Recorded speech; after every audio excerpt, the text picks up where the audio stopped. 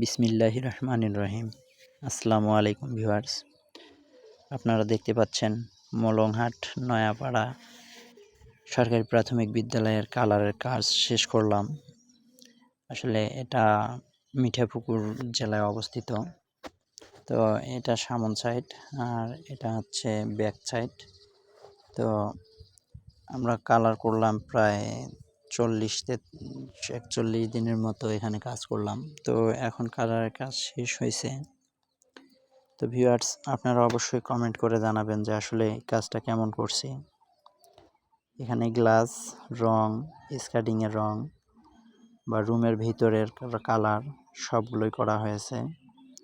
তো ভিউয়ার্স, দেখতে পাচ্ছেন যে আসলে কেমন হয়েছে কাজ।